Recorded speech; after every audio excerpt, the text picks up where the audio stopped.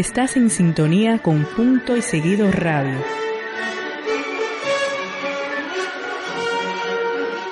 Transmitiendo desde Miami, la capital del sol. Punto y Seguido, un lugar sonoro donde encontrarnos más allá del verbo.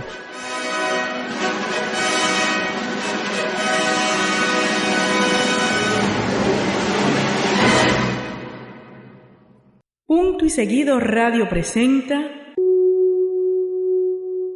Debajo del sombrero. Antonio Agudelo, Leandro Murciego y Nelson Jiménez. 3 voces, 3 miradas, desde 3 países, toda la literatura, una misma pasión. Debajo del sombrero, una producción de NJV Records. Transmitiendo desde Miami, la capital del sol.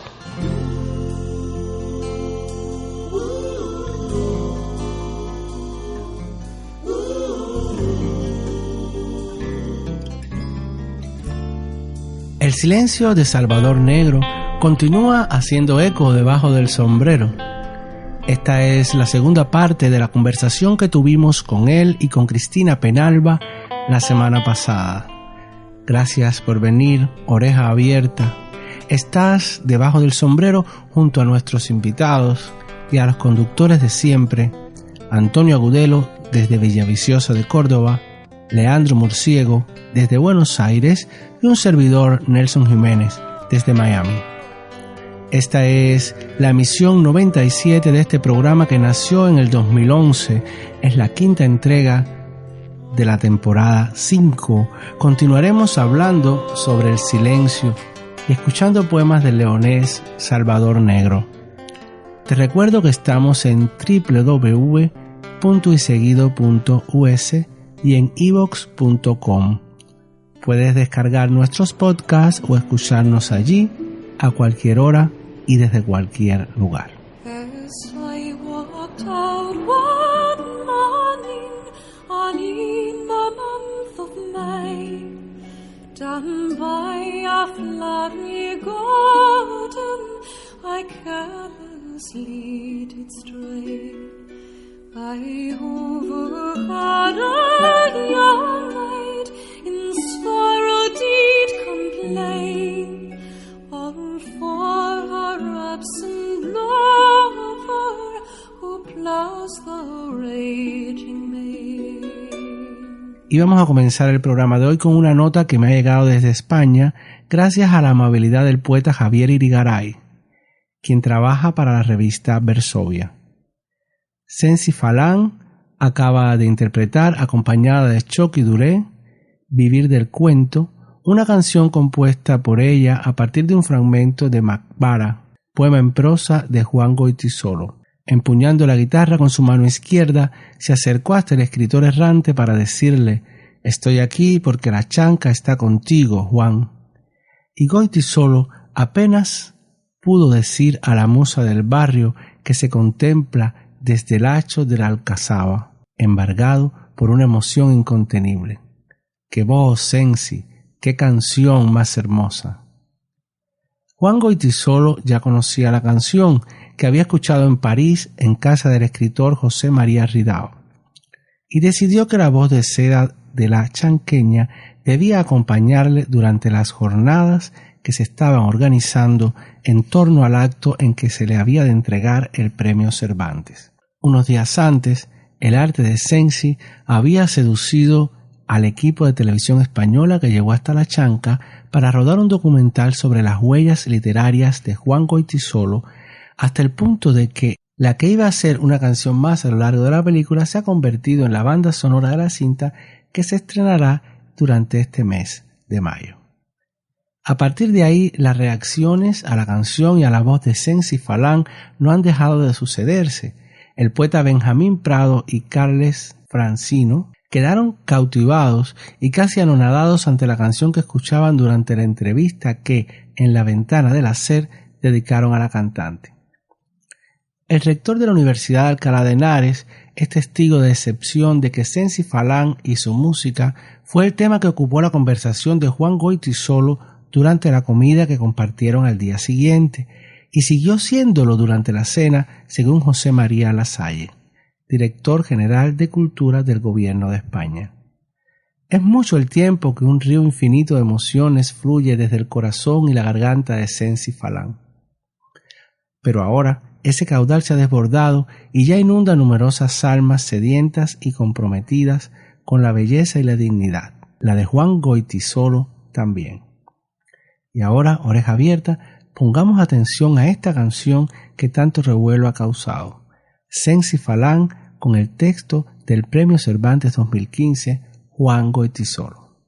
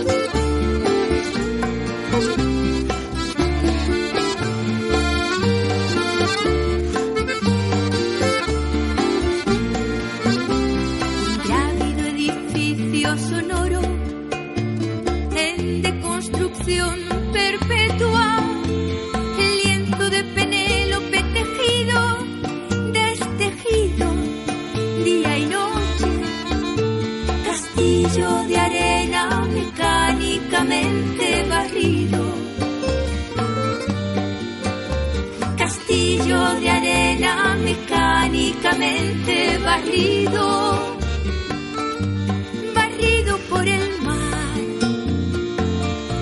barrido por el mar. Vivir, vivir, literalmente del cuento. Vivir, vivir, de un cuento que es ni más ni menos.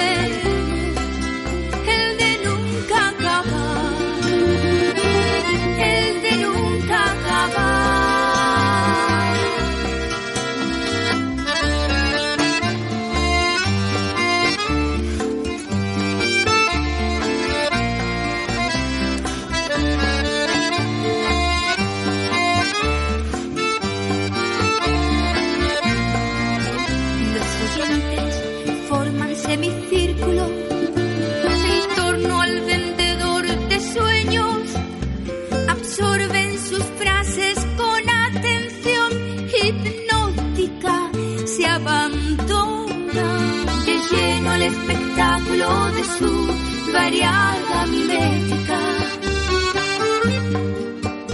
de lleno al espectáculo de su variada mimética.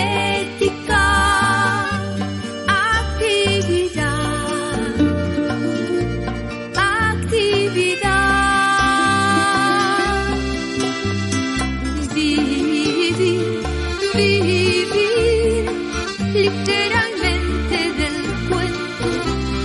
Vivir, vivir, de un cuento que es ni más ni menos, el de nunca acabar.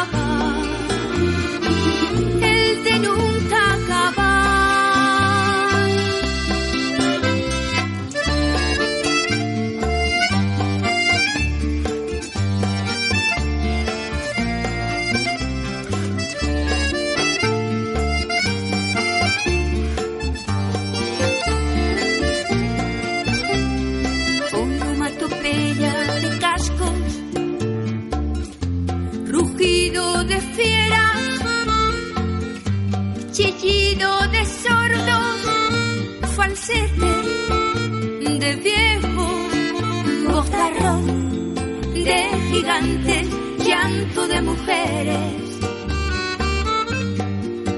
Bozarrón de gigantes, llanto de mujeres.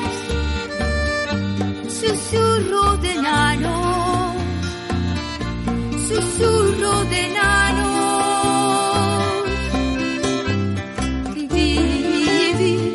Vivir literalmente del cuento. Vivir de un cuento que es ni más ni menos, el de nunca acabar, el de nunca acabar.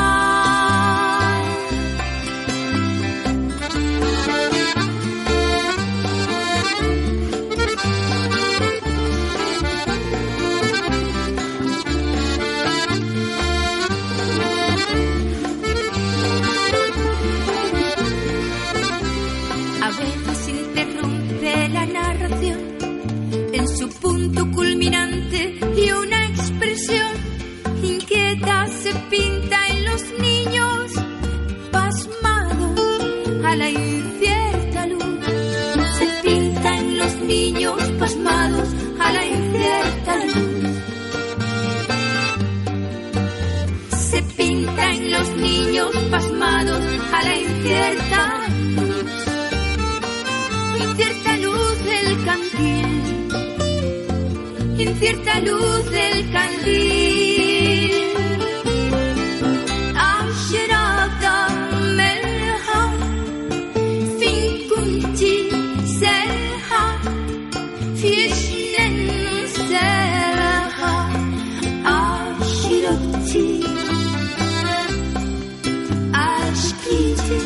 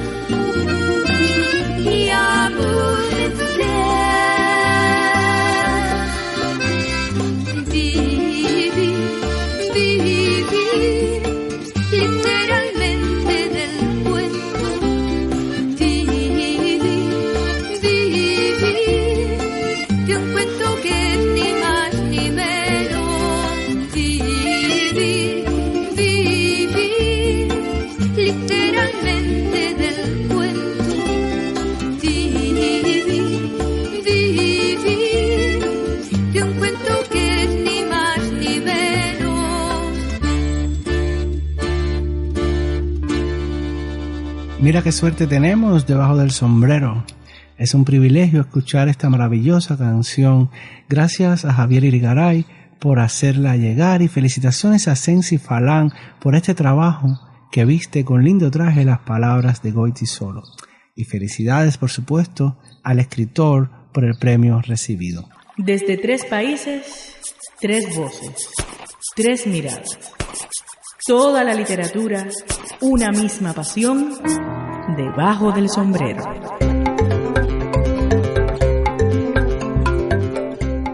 Salvador Negro, Cristina Penalba, Antonio y Leandro, continuemos rompiendo el silencio sobre el silencio.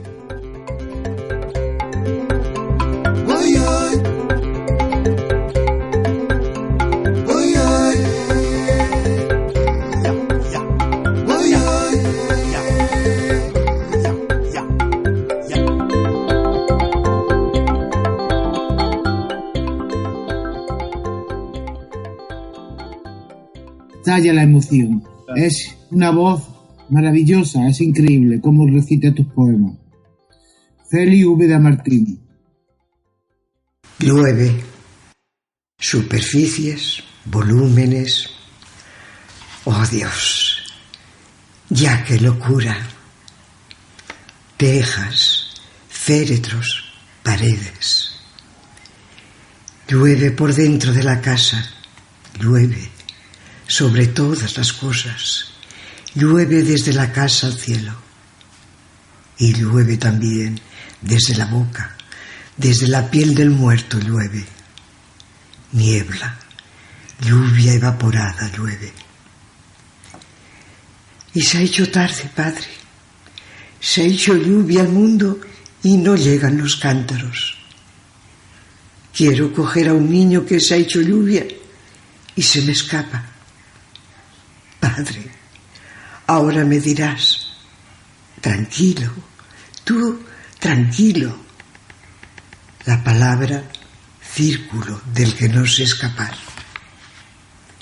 Llueve, Padre, llueve tanto que son lluvias las paredes. No te vayas. Salvador Negro. Llueve y el cielo y la tierra se mojan entre sí, se atragantan las alcantarillas. Llueve, llueve y en todos los balcones de Madrid se está mojando la ropa tendida. Si llueve la gente se pone a cubierto, si llueve el pasto se pone contento. Llueve y parece que mañana va a seguir así, lo asegura meteorología. Llueve, llueve y en todos los rincones del país la tierra está agradecida. Si llueve la gente se pone a cubierto y el pasto se pone contento. Llueve sobre el río, llueve sobre el mar, llueve y no parece que vaya a parar, que vaya a parar.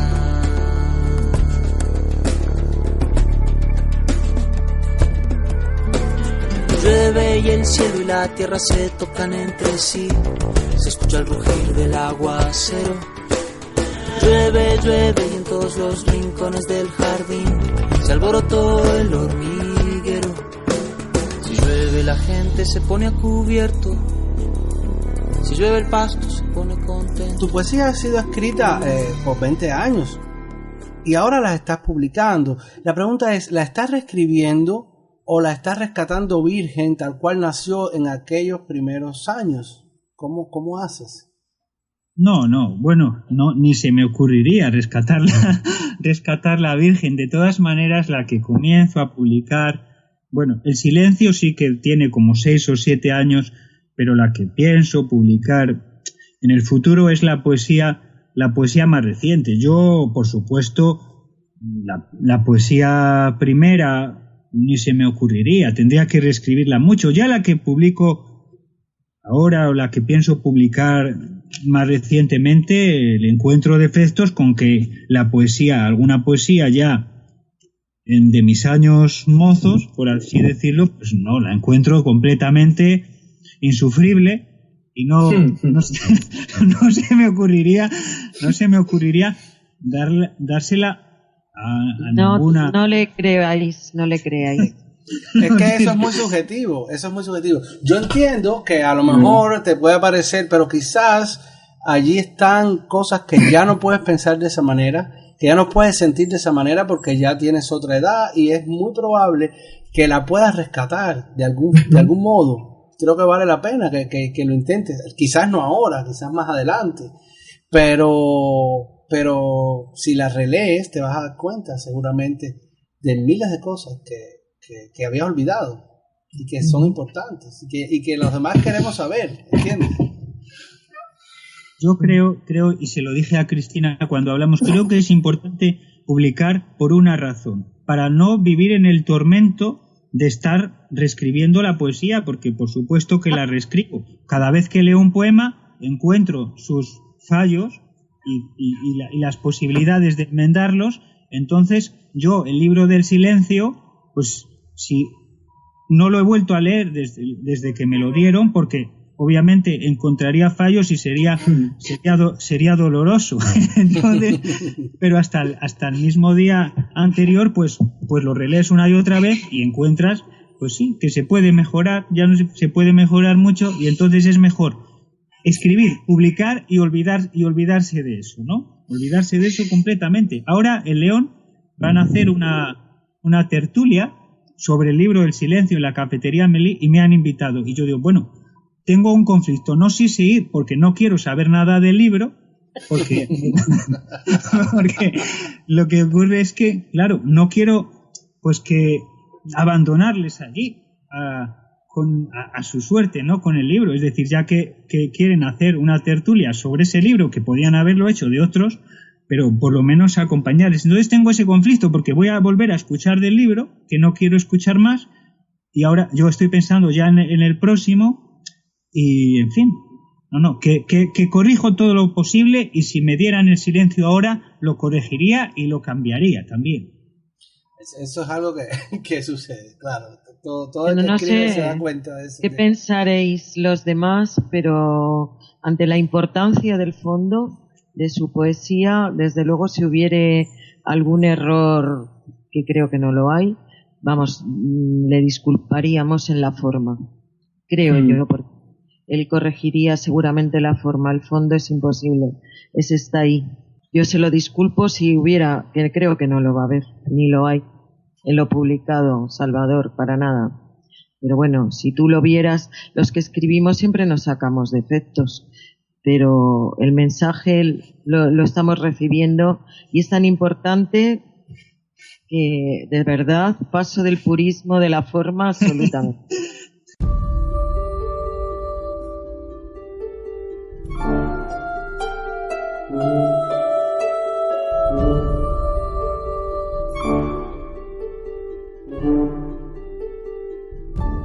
Creo que en la ciudad, en ese mundo tecnológico, como diría Huxley, nace el espacio donde se funda el desasosiego, donde una metódica privación del silencio nos aleja de nuestra naturaleza, de nuestra verdadera naturaleza, que es el silencio. El silencio es donde muere el tiempo, donde mueren las otras pasiones. Y esa revolución tecnológica nos llena de información, nos llena de ruido.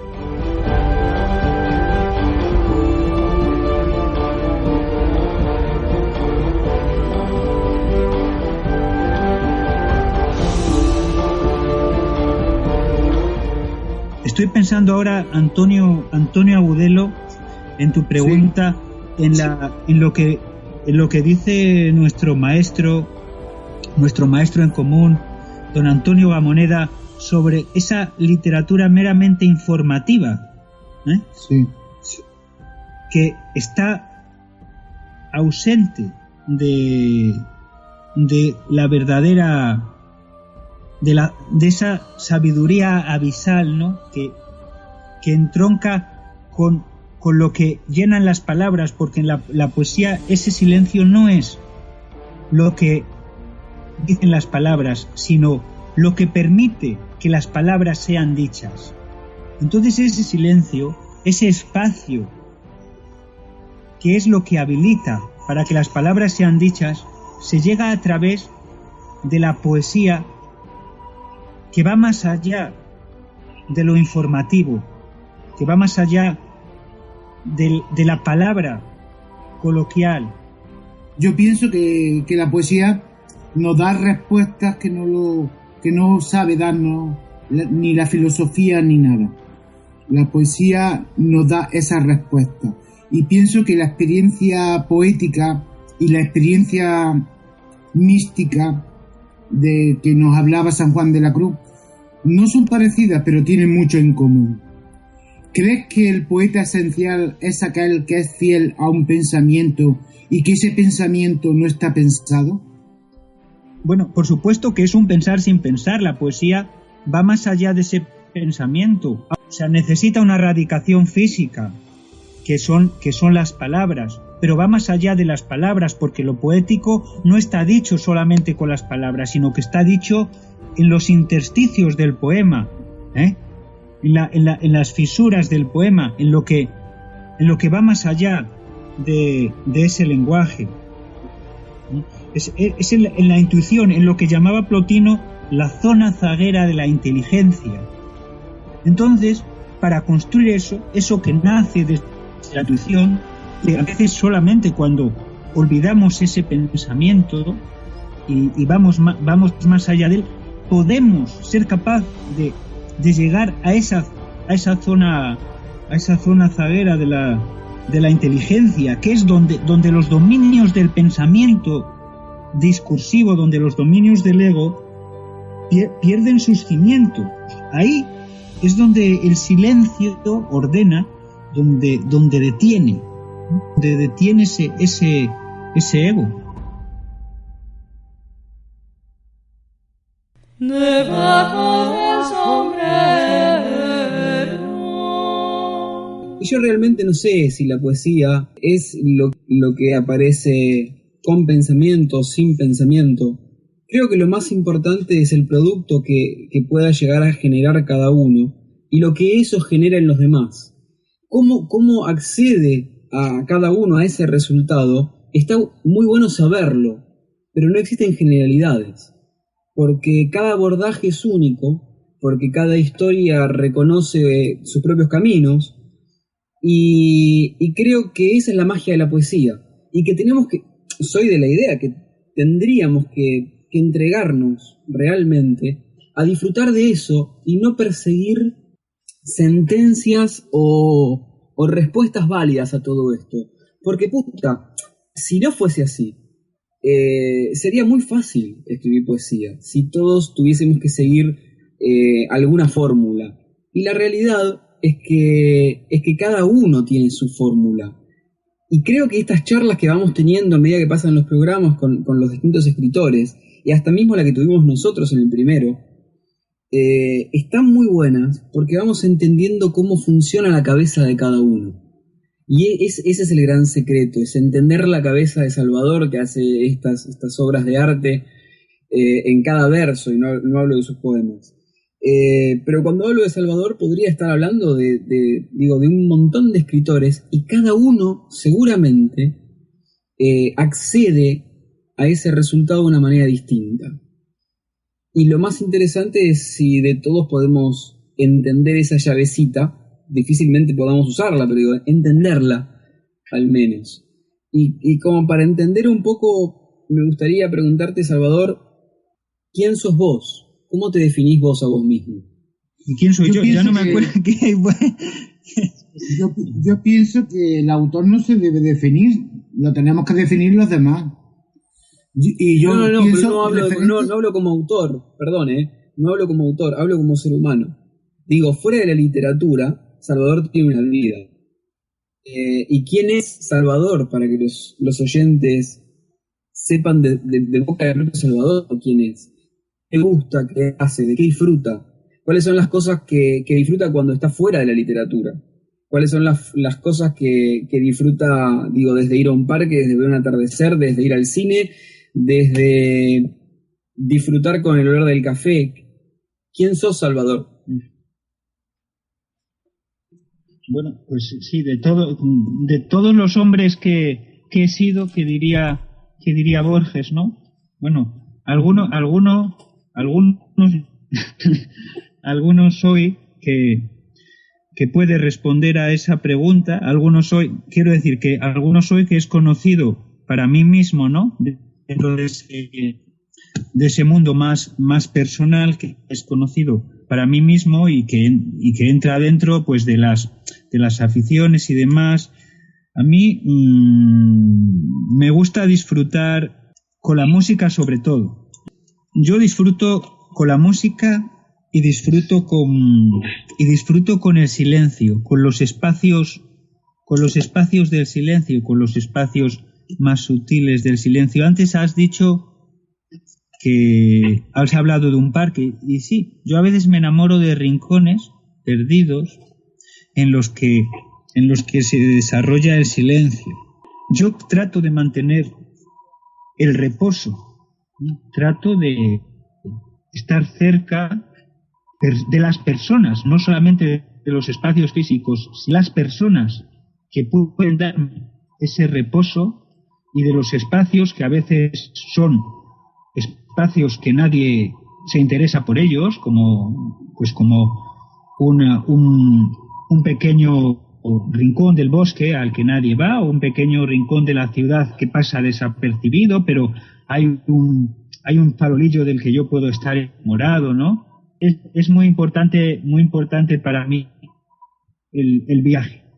Sí se dice que viajar alimenta el alma, y creo que es cierto. Creo que para mí lo más importante, la mayor inspiración nace de las experiencias de los viajes. Entonces, el viaje siempre supone salir de lo que uno tiene, de la uniformidad de cada día, de lo que uno piensa que es, ¿no? Porque cuando uno sale de viaje, pues ya se va a encontrar con multitud de significados que desconocía, que las dimensiones, tiempo y el espacio son distintas en otras tierras, en otros lugares. Entonces los viajes siempre, de alguna manera, te ponen en entredicho, ¿no? Ponen en entredicho tu identidad. Entonces, digamos que uno de mis motivaciones, uno de mis deseos cuando viajo es no ser yo, sino cuidarme de quién soy yo, de quién quiero ser. Entonces, esa afición, que creo que es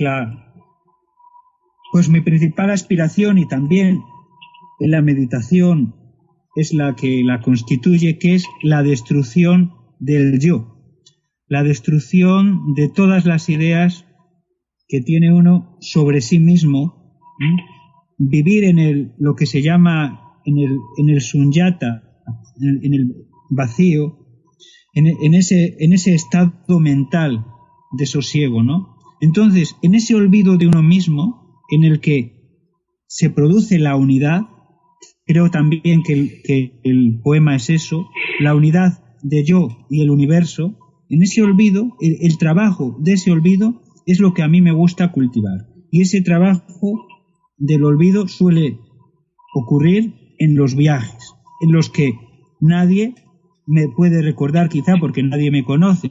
Mi equipaje se reduce a la incertidumbre de los otros sobre mí, de mí hacia los otros, y así, en esa desnudez, creo que es en la que me voy desquitando de cualquier tipo de idea. Me gusta también mucho escuchar.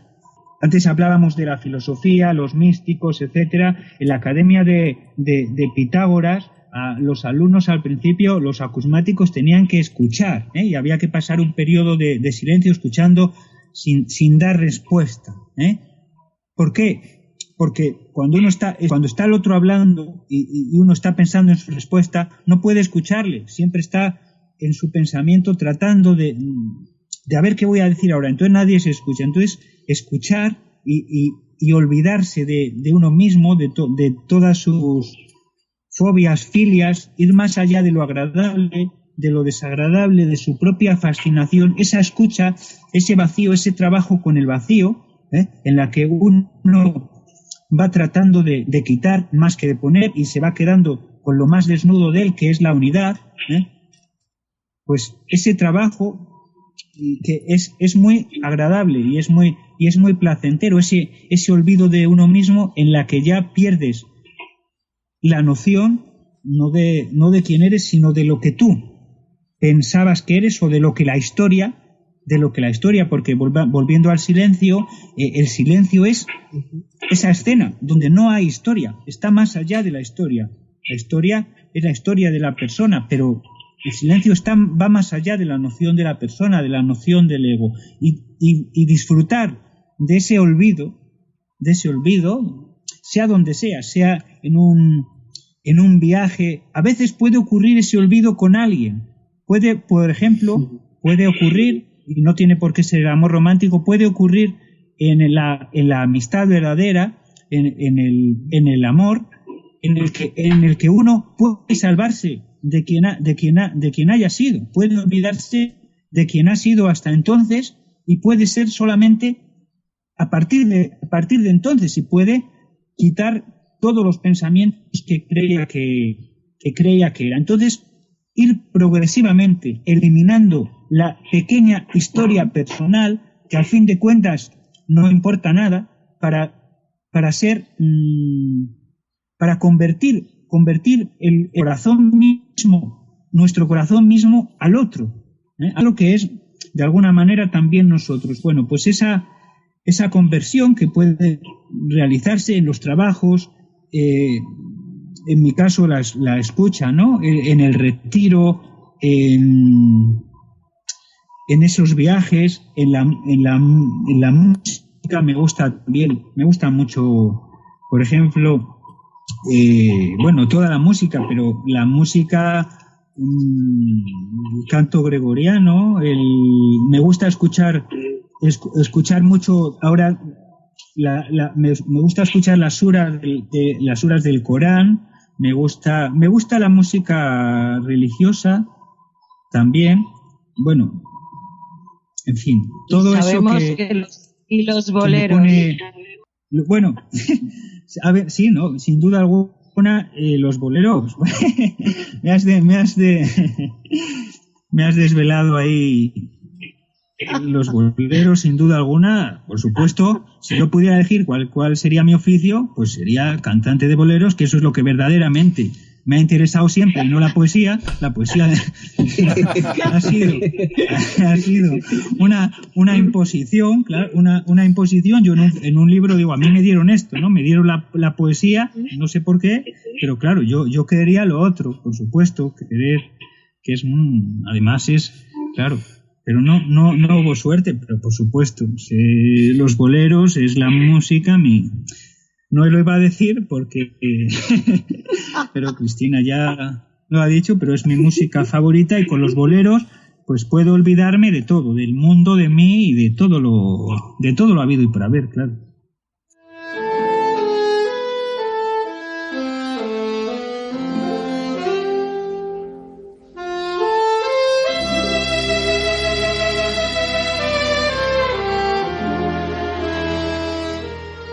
Creo que es un buen momento para que hagamos una pausa en la conversación para escuchar a Elena Burke, Mil congojas. Prefiero una y mil veces que te vayas. Si tú no eres legal ni a tu persona, prefiero una y mil veces que te vayas,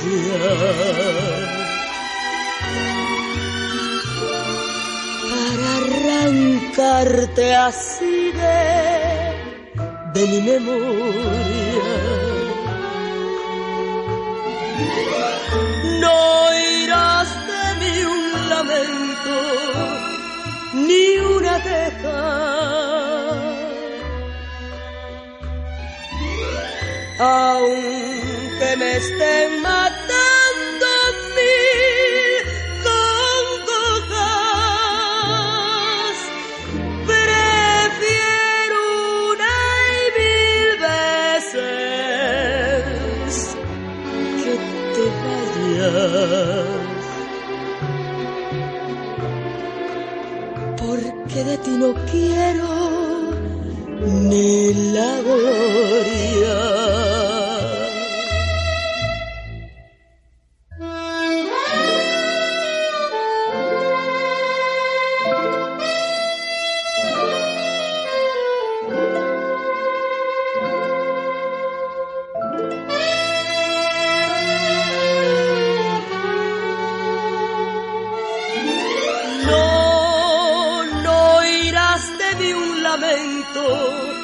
Ni una queja, aunque me estén matando mil congojas. Prefiero una y mil veces que te vayas,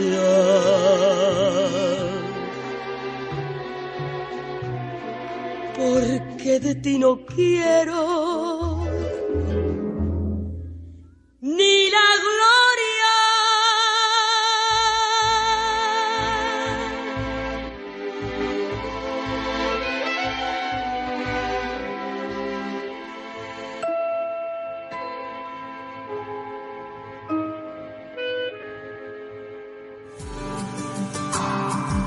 debajo del sombrero, donde vive la otra literatura, la que no se encuentra en las librerías.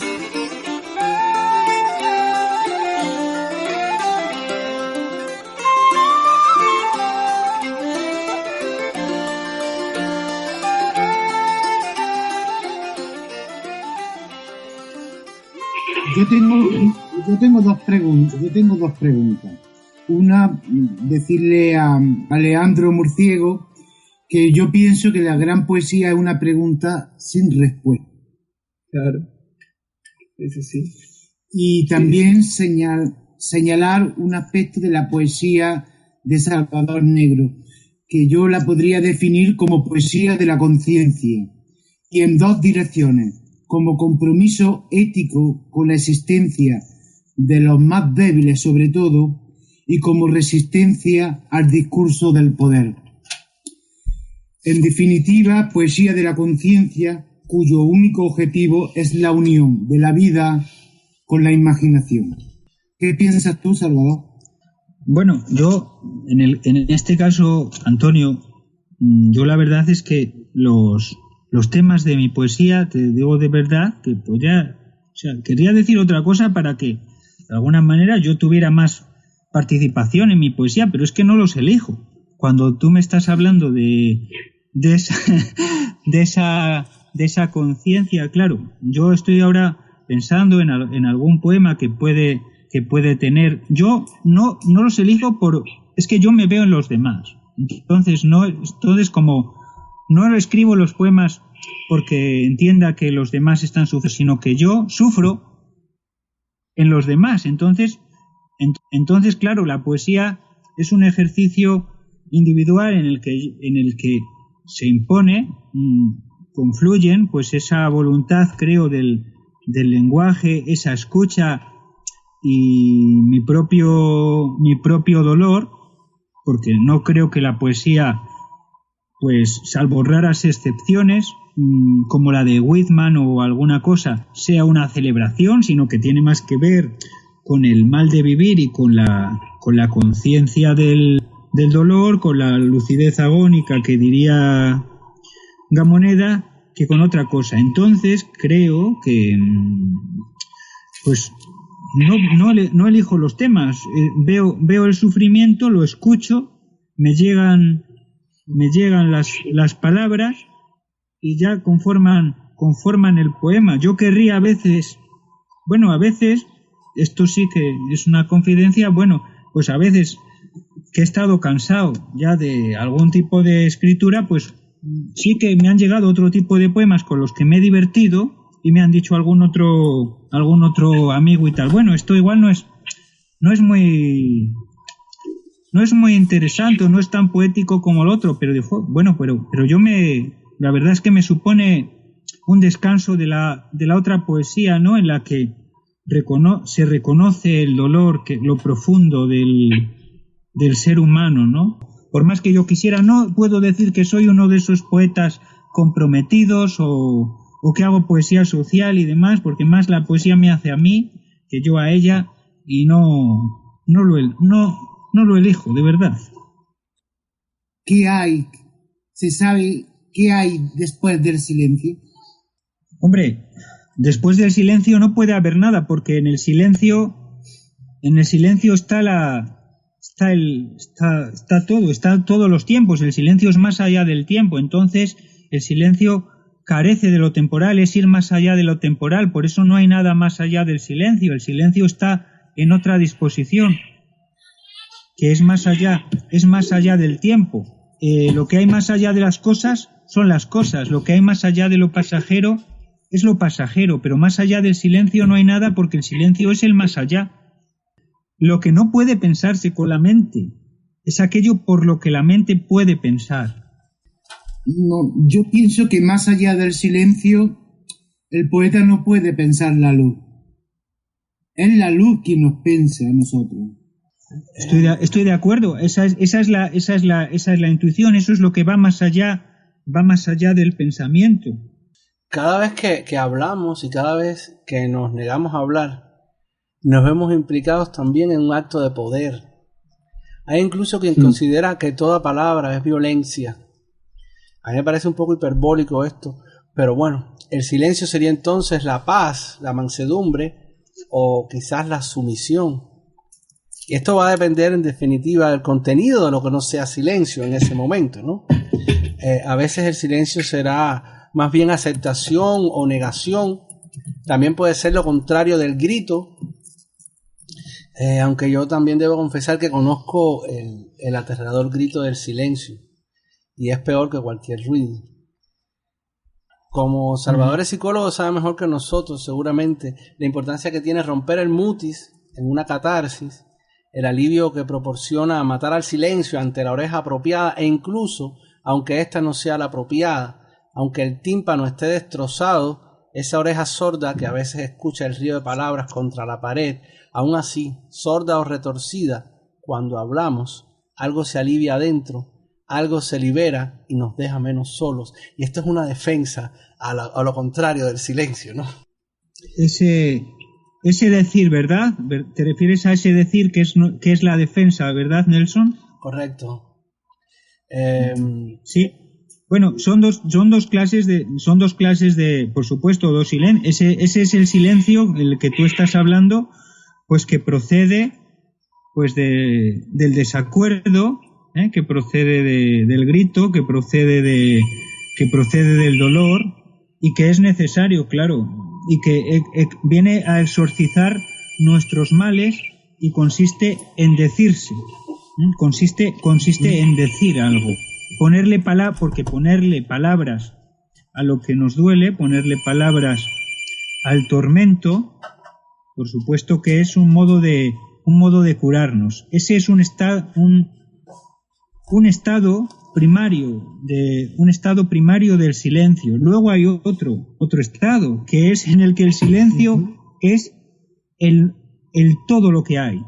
Ese es el silencio de los místicos, en el que ya han ido más allá de esa necesidad del habla, y en el que no tienen ninguna necesidad de ponerle palabras a lo que no la tienen. Pero bueno, eso ya forma parte del ámbito de los místicos, de los que han ido más allá, de los sabios, forman parte de los que han llegado a conocer el silencio a través del abandono de sí mismos, pero por supuesto hay que empezar. Primero hay que caminar para volar, como diría Nietzsche, y por supuesto que necesitamos aprender a decir para que luego no necesitemos decir. A veces pues el poeta creo que llega a un estado en el que dice, creo que ha ocurrido en la historia de la literatura que ha habido poetas que han dicho, ya lo he dicho todo, y ya no han vuelto a tener la necesidad de escribir, ¿no? Hay algunos místicos aunque en el Corán, por ejemplo, pueden decir que el hablar pues es una debilidad, porque nadie sabe con certeza de qué habla, nadie sabe lo que dice en realidad, y hay un estado pues ya en el desarrollo espiritual en el que no se necesita decir, porque lo que uno tiene está más allá de lo que es posible ser dicho, ¿no? Entonces la máxima expresión del silencio no es la muerte. Perdonadme un segundo, porque creo que Salvador resume muy bien, y será que es que yo quiero ver, y soy tan defensora de la palabra como del silencio, y él resuelve el tema en un poema que se llama La palabra y la vida. No sé si va a estar de acuerdo Salvador, pero dice que hay dos vidas, la vida que uno vive y la vida que uno vive realmente, la vida que transita por la vida sin que nadie la sienta, la escritura sentada sobre lo que se dice haber escrito, la palabra que es sabia trata de salir, no se conforma con la vida enterrada, quiere ser lo que es, un cuerpo, y vivir ella sola con su peso y su voz y su respiración, carnal y fugitiva, perseverar en sí pese a los golpes de quienes la desprecian y siendo cuerpo y vida, recrear en la vida cuanto tiene, recorrer caminos de pasión y del conocimiento, del delirio y el llanto, ser así, extendida en todos los costados del silencio y de la voz, un cuerpo, en el amor, vivirse toda como es en sí misma. A mí me parece que un poco resuelve, Salvador, el tema aquí. Me lo parece, siempre me lo ha parecido. Claro, la pregunta, que es que no lo había escuchado, era que si no era acaso la muerte la expresión máxima del silencio. Yo creo que no, porque el silencio es precisamente lo que es impronunciable por derivación, o sea, lo inexpresable. No podemos pensar en la muerte y en el silencio, o en el silencio como lo que expresa la muerte, ¿no? Porque el silencio precisamente es lo que no se puede expresar. Claro, para Además, hacer silencio hay que estar vivo, ¿no? Claro, Sí. yo abriría una nueva puerta y diría que la expresión máxima del silencio es cuando el silencio se elige. Porque cuando uno tiene el silencio impuesto, no es un silencio elegido, con lo cual está al margen nuestro. Cuando nosotros no podemos poner en palabras el silencio, estamos ante un bloqueo, y esos bloqueos son parte de nuestra decisión, o en algunos casos a veces sí. Pero la realidad es que me parece que la mayor manifestación del silencio es cuando uno elige el silencio en sí mismo. Porque muchas veces las palabras pueden decir mucho, pero a veces el silencio bien elegido dice mucho más que las palabras. Y uno puede llenar en una relación con una pareja, puede llenar de palabras un momento, pero a lo mejor hay momentos en donde una mirada y un abrazo pueden contener muchísimo más que todas las palabras que uno pueda decir. Y los silencios, sin ir a extremos, me parece que en realidad hacemos uso y elección todo el tiempo de los silencios. Pero siempre los silencios más poderosos son los que elegimos. Cuando nosotros estamos adelante de alguien con quien no queremos hablar y no abrimos la boca, ese silencio puede decir todo lo que nosotros no estamos poniendo en palabras. Ajá, ese es el silencio de las personas enamoradas, que es muy disfrutable. Pero cuando a veces el matrimonio lleva muchos años, o la relación en sí, a veces el silencio es un declive, el silencio, es motivo de irritación. Fíjate, es que tiene mucha... y también el silencio del amigo nunca asusta, pero el de un desconocido sí. Asusta. Exactamente. Eso hace que nosotros hablemos con la gente de tonterías cuando estamos, por ejemplo, encerrados, condenados a un elevador o a un ascensor, en lo que baja, pues para ahuyentar esa desazón que produce el silencio, pues comentamos alguna trivialidad, ¿no? Solo déjame si puedo hacer un inciso a lo que ha dicho Leandro, que sí, estoy de acuerdo, pero esa elección, tengo que repetir, desde mi punto de vista, por lo que yo he podido estudiar, siempre se corresponde únicamente a los primeros estados de la vida espiritual. Esa elección se corresponde solo a eso, porque mira, creo que y se produce ahora tanto en la tradición cristiana con San Juan de la Cruz como en la tradición ahora musulmana, que sí me gusta coger aquí, es que la propuesta del místico no es la elección, es el abandono de sí mismo. Es el no existir aquí, el olvidarse de pedir, de actuar, el no poner resistencia, el dejarse. Lo que sucede es que la etapa en la que tú estás hablando es necesaria para construir esto. Recordamos aquí a Antonio Agudelo, a un maestro como San Juan de la Cruz, en el que para él la plenitud, el inicio de la plenitud es la aniquilación del yo, de las potencias las pasiones de lo individual, claro, de lo individual, es decir, de lo que cuando dice mi entendimiento salió de sí y volvió humano en divino. Entonces creo que hay que hablar de una progresividad en ese desarrollo tanto a nivel poético, y lo digo, mira, yo por ejemplo creo que no debemos definir lo poético, pero sí que creo que hay un desarrollo también en la palabra poética. Perdonad que recurra otra vez a un maestro como Antonio Gamoneda, por ejemplo. Creo que hay muchos lectores a los que les gustarán algunas obras, pues del comienzo de Antonio Gamoneda.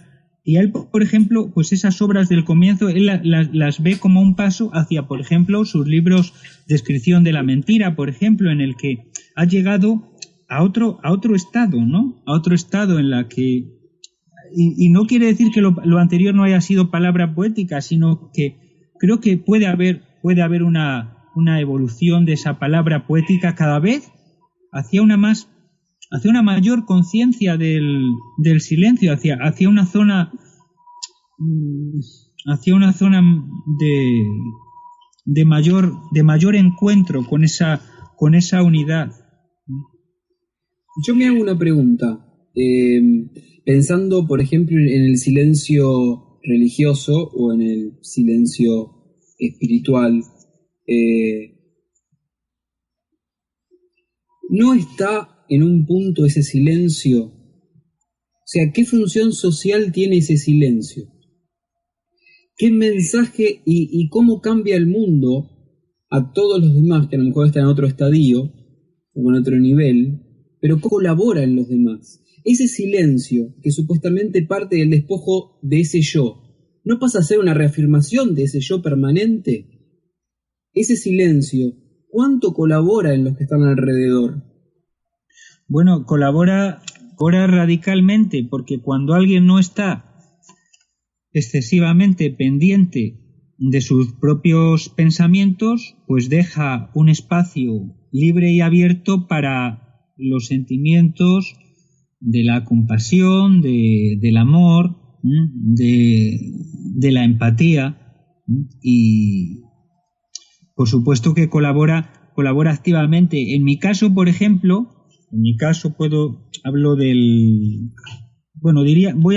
haría una analogía, ¿no?, entre el espacio terapéutico y el espacio de la escritura. En el espacio terapéutico tiene que estar vacío del yo del terapeuta, tiene que estar vacío porque si no está viciado. Y creo que en el espacio de la escritura, no sé vuestra experiencia personal, pero yo creo que los mejores, el otro día lo hablábamos con Chema, creo que la mayor parte cuando el poeta interfiere menos en el espacio de la escritura, cuando se deja llevar, aunque luego corrija y se deja y escucha esos poemas que se escriben solos, cuando no está el poema lleno de interferencias de su pensamiento, de su deseo, sino que hay una escritura que avanza y fluye y el poema se ha construido solo, a veces de un golpe, casi de manera perfecta. Cuando sale eso, creo que de alguna manera pues hace que el lector sienta más esa poesía, y en el caso de la terapia o de la escucha, creo que es importante también porque da espacio al otro. Ese vacío del yo da más espacio al otro, y en la sociedad, como vosotros se entendéis, es una sociedad que es egocéntrica, no hay espacio. No hay espacio para el otro. Es más, hemos pasado, ahora casi no hay espacio para el otro en las fotos, porque las únicas fotos que importan son los selfies, ¿no? El espacio egótico, ¿no? Entonces yo creo que se ha perdido en el diálogo, en la propia imagen, ¿no? Es el espacio personal, y cada vez hay más, y además el espacio personal llevado a la sociedad, llevado a un nivel maximalista. Diríamos que la sociedad del espacio personal somos nosotros, la sociedad del bienestar, que de alguna manera elimina al otro. O sea, nosotros, por ejemplo, vemos hoy cómo reacciona, por ejemplo, nuestra sociedad del bienestar, nuestro pequeño mundo del yo disfrutando de sus placeres contra los invasores, entre comillas, contra los que pretenden invadirnos y asaltar nuestras fronteras. Enseguida saltamos porque han venido a socavar las bondades de nuestro yo social. Entonces enseguida saltamos y no hay espacio. ¿Por qué? Porque necesitamos todo el espacio para cumplir con las necesidades de nuestro yo, ¿no? Entonces no hay espacio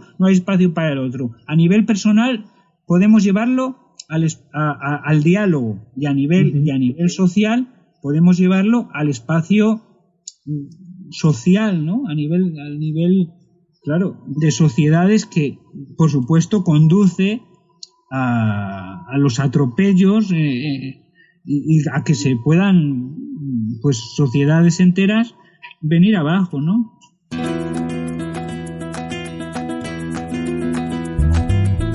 Desde España, Antonio Agudelo.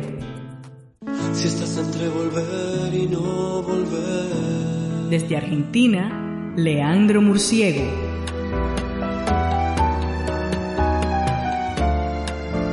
Desde Estados Unidos, Nelson Jiménez.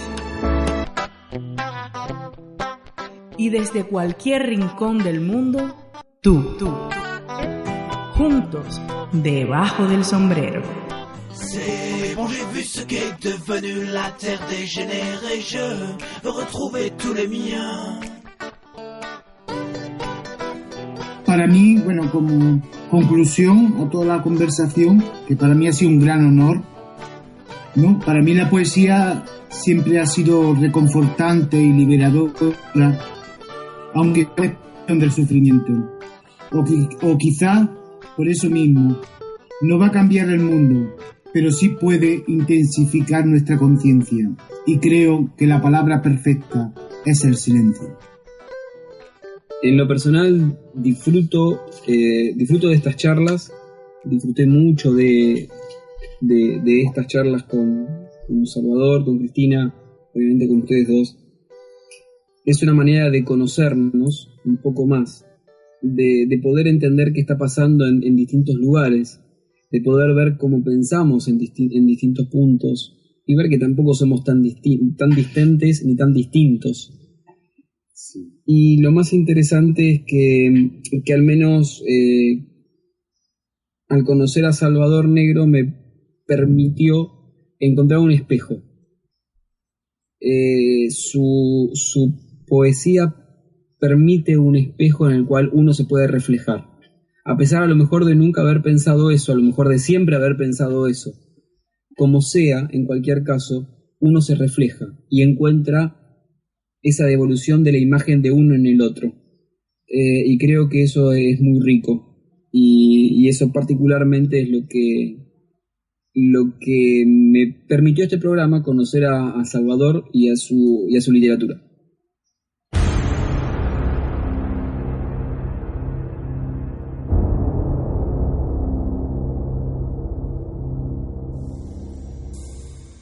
Me encantaría seguir hablando del tema del silencio, porque creo que el silencio nos prepara en este mundo nuestro tan conflictivo para ser críticos y ser coherentes y estar dispuestos a la escucha del otro, porque es una manera de resolver los conflictos diarios que tenemos. En este mundo nuestro tenemos la suerte de encontrarnos a seres estupendos como vosotros que hacéis este programa, a todos, y a Salvador, que es coherente con lo que escribe, y a mí me gustan los poetas coherentes. Y dice de él a Auteneche que Salvador es pura emoción contenida, donde la sombra se alarga, se inclina. Yo, si me dejáis solo brevemente decir lo que él mismo dice de sí mismo, dice: nací de las entrañas mismas de la tierra. Mi madre me dio a luz bajo un árbol que se deshizo frenético en sus hojas para cubrir mi llanto, y dijo que aquella luna no era esta, ni el agua que del pozo amamanta la tierra, que ahora la vida está dormida Ahora la vida magnética, como si la corrieran 1000 dragones sin fuego por su agitada cara, está dormida, y el grito no abandona el corazón, se queda muriendo en mí, desgastándose como un manantial sin quien lo beba. Así es, amigos, tierra, tubérculos, pan duro y más tierra y caminos, vendavales, más tierra y floración de la tierra sepultada en mi corazón. Ese yo. Gracias, Salvador y Antonio, Leandro y Nelson. Un abrazo desde Alcalá. Muchas gracias, Cristina, muy amable realmente. Muchas gracias, Cristina, un abrazo enorme. Gracias a vosotros. Ha sido para mí un placer enorme también poder compartir con ustedes y acercarme un poco a esta figura, ¿no? A Salvador y sobre todo a lo que él nos dice, que es bien significativo. Hemos descubierto que el silencio no significa siempre amenaza, sino que también es tranquilidad, reflexión, armonía, que la meditación, la contemplación mística, incluso la vida monástica, siempre se consideraron como formas edificantes del silencio. Recordemos el silencio de las bibliotecas y de las iglesias, de sentarse frente a la naturaleza un rato, lejos de todo, sin el celular, esos buenos silencios que cada día son más raros, porque la tecnología nos llena de ruidos que ya son necesarios, y ya el hombre moderno tiene que esperar a morirse, aunque parece que no. Hay otros caminos, y eso nos dice Salvador Negro, pero básicamente muchos tendrían que esperar a morirse para encontrar el silencio. Esperemos que podamos encontrarlo en otros rincones de esta existencia. Ha sido un placer, la verdad. Salvador, y a todos ustedes un fuerte abrazo y muchas gracias por venir a compartir debajo del sombrero. Creo que, Salvador, te toca cerrar.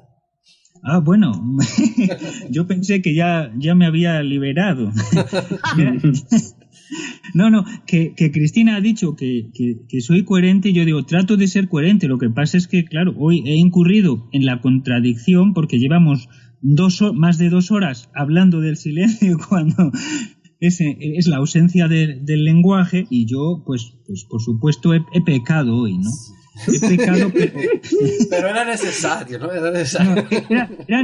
A ver, por supuesto que yo no quería pecar, pero mira, cuando Antonio Agudelo, que es un estupendo poeta y amigo, pues me invitó, y en tu nombre, y por supuesto no podía negarme. Además, sabiendo que iba a participar también, le había escuchado en otro programa, Leandro, y que encima contábamos con Cristina, ¿qué iba a decir yo? Pues hablar todo lo posible, cargarme el silencio todo lo posible hoy.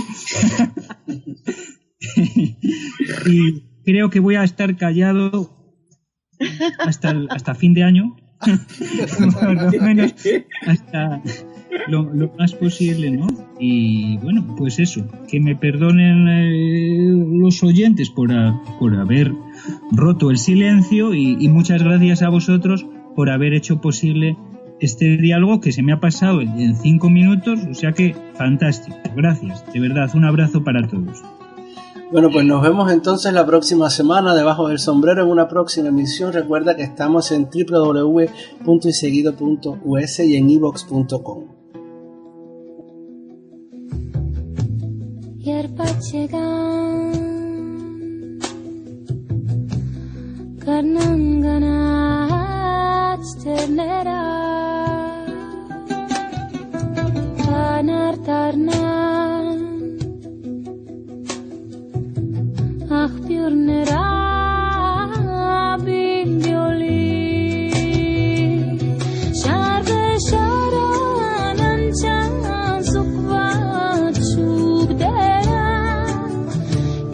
salgana chala meri